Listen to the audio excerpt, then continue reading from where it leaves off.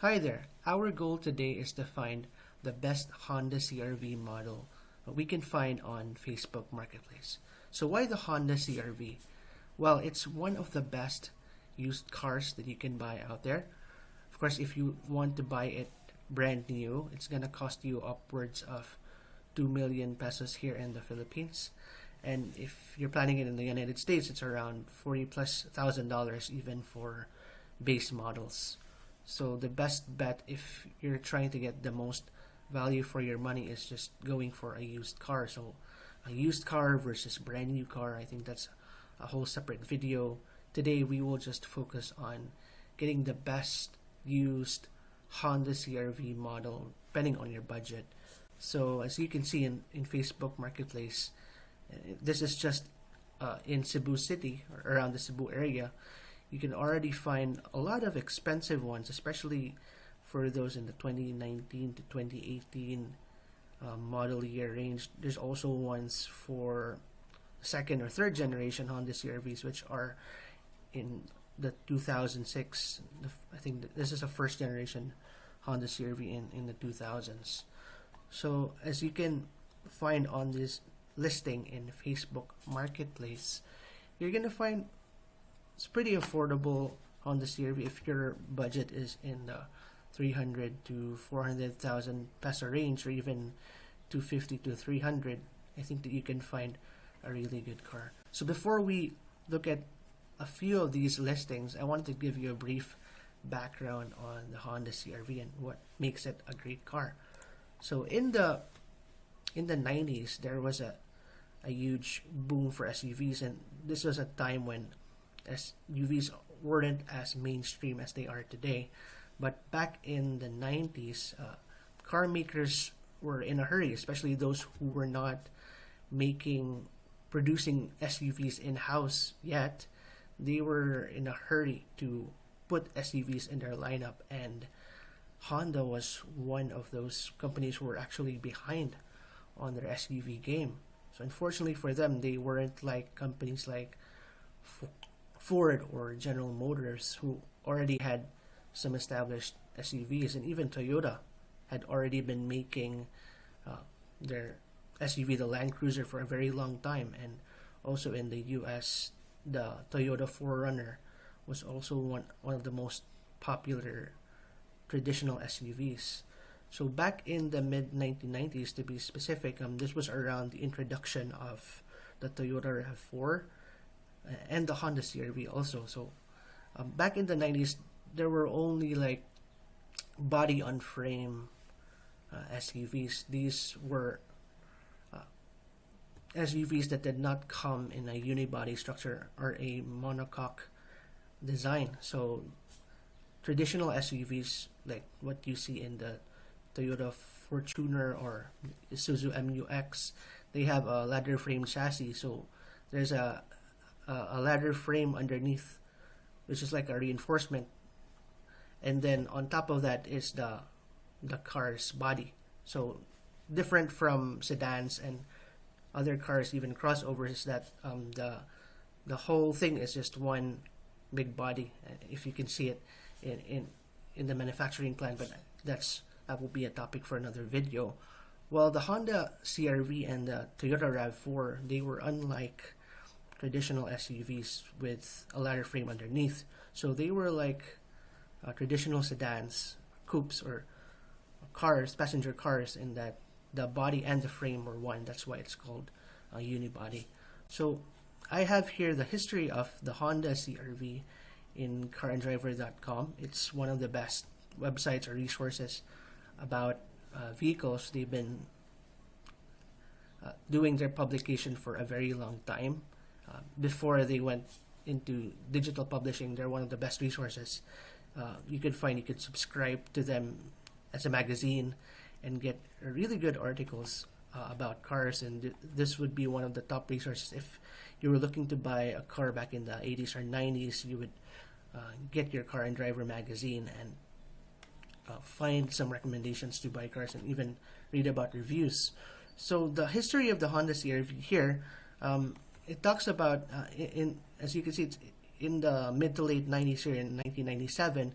So back then, Honda, before 1997, before they made the Honda CRV, what Honda did, because they were so late on the SUV game, was that they rebadged another car maker's SUV to sell their own version of that SUV, but essentially they just do it through badge engineering, which they just swap out the emblem or do some body styling, some very minor cosmetic changes, and then slap their own badge there in front. So instead of, for example, Isuzu in front of the SUV, now you would have a Honda logo instead. So back then, before they designed and from the ground up their own SUV, what they did was partner with Isuzu to market their own SUV. So their first SUV, if I'm not mistaken, was based on the Isuzu Rodeo, and they sold it under their luxury brand, the Acura, which we don't have here in the Philippines, but it's a popular luxury car maker in the U.S. And aside from that, after the Isuzu Rodeo, they also rebadged the Isuzu Trooper, and they rebadged it as the Honda Passport. So the Honda Passport is still around today in a different form. I think it's the same platform as they make for their pickup truck, which is the Honda Ridgeline in the US. So the Honda Passport is still being sold today, but it's no longer based on the Isuzu Trooper.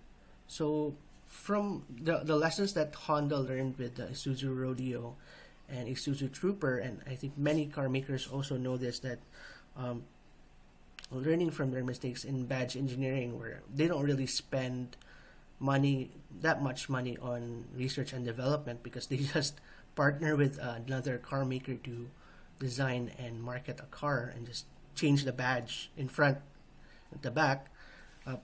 Learning from their mistakes where they sell it and it flops, so they try to invest millions, billions even, to create their own car. And in Honda's case, it was the creation of the Honda CRV, which is now their best-selling vehicle, whether it's a sedan, a sports car, or a pickup truck. The Honda CRV today is their best-selling model, and when it came out, it sold way more than the Toyota RAV4. Even today, they are close rivals in terms of sales, and for a very long time, it was the Honda CRV that really dominated the crossover SUV market. So, short history of the Honda CRV. In 1997, 1998, this was the arrival of the first generation Honda CRV. And in 1998, according to Car and Driver, Honda decided to put a manual transmission on the Honda CRV. So this was a big deal, because crossover, especially in the United States, they're not really, most commuters, most drivers are not really into manual transmission, which is different here in the Philippines, where most base models of cars come in a manual transmission. In the US, they favor automatic transmission, and some don't even bother to learning how to drive a manual transmission. So according to Car and Driver, it was a big deal, and it gained a lot of followers and enthusiasts in 1998. So it's a pretty comprehensive history in Car and Driver if you're interested. But as you can see, it changed from being a very compact crossover, and it got bigger. Same with the RAV4 through the years, just bigger and bigger, but still in that compact crossover SUV segment. So as of today, there are 6 generations of the Honda CRV, and I think we're gonna get a 7th generation, especially that Toyota recently this year debuted their latest generation of the Toyota RAV4, which is a very big deal, because the Toyota RAV4 is their best-selling car for the entire brand, and it's also the best-selling car in the world, beating out even the best-selling EVs like Teslas and even Chinese cars. So the Honda CRV will also soon get a new generation. But these brand new cars, they cost 2 million, 2 to 3 million pesos here in the Philippines, and it's if you're not into car payments, which not many people are. I mean, a lot of people are comfortable paying tens of thousands of pesos, even thousands of dollars a month to pay for a car as long as it's brand new and they don't have to worry about maintenance and all that. But for some who are more keen into buying a used car and knowing that, especially if even after a year or so of owning the car, a lot of its value is already depreciated, especially after 5 years. I think most cars lose half of their value after the first 5 years. So it's a big deal to just go for a used car to get value out of your money. And if you don't want to have a monthly car payment that drains your monthly budget, so it's very practical to buy a used car. So that's what we'll do in Facebook Marketplace. I think we're just gonna browse some of the best deals that we can find here. So what's different about the Honda CR-V in the Philippines versus the US is that we also have there's a model here that's a 7-seater variant of the Honda CR-V. So in the US, they sell the Honda Pilot, and I've seen a few here in Cebu, Honda Pilot, and they're essentially just bigger versions of the Honda CR-V. I think they have better interiors and they're more family oriented, but they're out of the price range of most consumers here, especially considering that, like, from other car makers, they have their traditional 3-row SUVs like the Nissan Terra, the Toyota Fortuner, the Mitsubishi Montero Sport. All those 3-row SUVs are, even their base models are cheaper than the base models of these 2-row 5-passenger crossover SUVs. So what Honda did was just simply add a third row, which it can fit, but the legroom is not that great on the third row, especially since these are smaller than your traditional 3-row SUVs that you find here. So I found here a 2013 Honda CR-V model. So 2013 is in the 4th generation of this model. So I've seen this generation here especially in Cebu a lot, driving in Cebu, and the only thing that I don't like about the generation is how the taillights look. It's a very weird shape of the tailgate here and the rear window. I think that's the only, as far as cosmetics are concerned, that's why I wouldn't pick this generation. But other than that, I think it's great value for a 2013. So it's a 13-year car for today, and it's 498,000 pesos, which is around, let's see, 8,000 HP2. Yeah, around $8,000. So I think that's pretty expensive for a 13-year-old car. You could probably find some in the $7,000 US dollars, 7 to 8,000. So I think 498 is a bit expensive, but I think it's still a good deal, especially considering that you should have to look at the car's mileage, and a lot of these crossovers in the Philippines, they don't really, 80 to 100,000 kilometers may seem a lot, but if you convert that to miles, so it's still around the 50,000 mile range, which is pretty small for an SUV or a car that's built quite well. So in the US, you would find willing buyers for Honda CR-Vs that reach 100 to 150k miles, and it wouldn't be a big deal. That wouldn't bring down the value of the car. So I think even if as you can see, it's 78,000 kilometers, which is less than 50,000 miles, I think that's actually a pretty good deal for a car. And you can still, if you know all the issues of this car, the chassis, maybe some minor issues with accessories, is to find those. As long as you know, have a good idea. We don't really have Carfax here in the Philippines where you can check almost all the issues by just using the VIN. There's no system like that here in the Philippines where you can do that, but you can do all your due diligence. You can bring your own mechanic to check all the issues of the car and find the issues beforehand. Maybe you can even negotiate to a cheaper price for this model, but just make sure that you do all your due diligence to buy the Honda CR-V or whatever car you want to buy. And if you're willing to buy like a 18 to 20-year-old car, we also have a pretty affordable model here. Like for example, this 2006 Honda CR-V, which should be on the second generation, so it's just before the third generation. So it's below 300,000 pesos, although the pictures are a bit low quality here. But the interior, it looks like the interior is still pretty well maintained.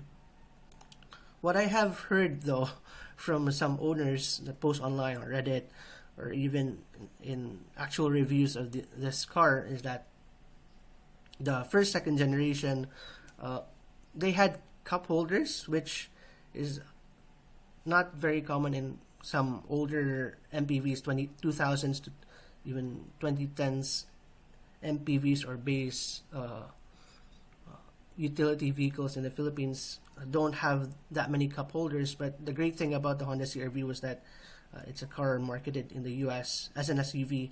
You're gonna find a lot of cup holders like this one, but the problem with the cup holders, especially with the Honda CR-V, is that they don't really work most of the time and you would just spill your drink. I'm not saying that for this model specifically the cup holders don't work, but these models are pretty notorious for not having good cup holders. So you can even find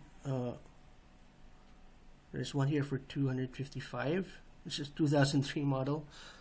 So there's actually a good following for the Gen 1, Gen 2 Honda CR-V, and one of the more prominent figures in the automotive landscape here in the Philippines, a popular car reviewer, Ramon Bautista, even bought his own Gen 1 Honda CR-V. And right off the bat, if you watch his video, he tells about the things he had to learn. Even him, who has seen, has reviewed, has driven, has owned a lot of cars. He owns probably almost 10 cars, probably more.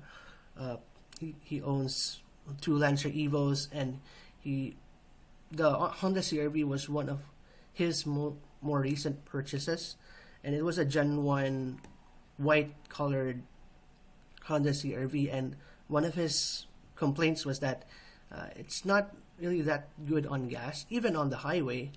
And one of his tests when he buys a new or a used car is that he drives it all the way to Baguio and back. And driving to Baguio and back, it's 90% highway, right? There's 90 or even more percent highway, because it's a very long strip, or a very long road trip that just takes you all the way to Baguio.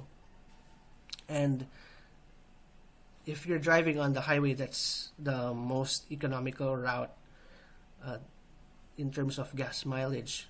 But he still did not get a very good figure, especially if you compare it to today's cars, where if you do a fuel economy run, or you do a highway test, a long highway test to test the fuel economy of your car, you would get figures like 20 to 30 kilometers per liter, sometimes even more than that if it's a very small car. And these are not hybrids, right? These are traditional cars that can get 20 to 30 kilometers per liter on fuel economy, right? Like for example, a Toyota Vios, or even like a Suzuki Espresso. Even especially if you're going for a hybrid car, you can easily get the high 20s in kilometers per liter. And what he found was that with the Honda CR-V, when he took it for a test, I think it registered around 10 kilometers per liter, probably even less than that. So it shows you that although these cars were crossovers, they didn't have a ladder frame, they still tended to consume a lot of gas.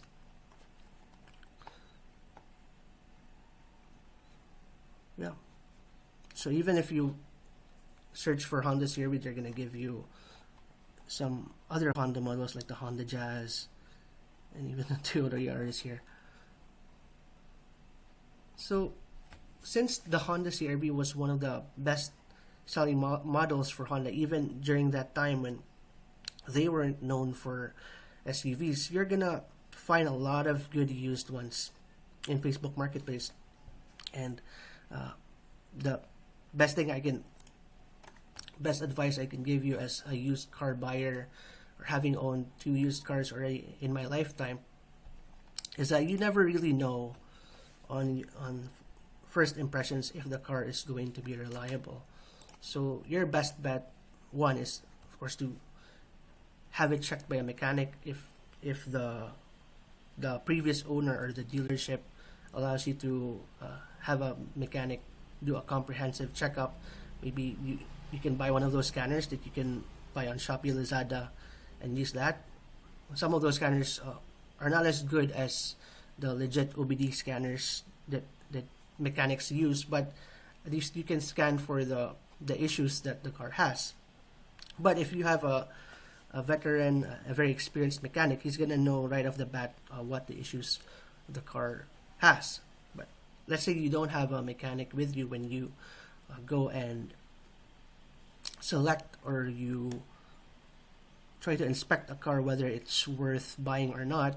Then the first thing you can do is find notable recalls about the specific model. So for example, 2007 or 2013 Honda CR-V.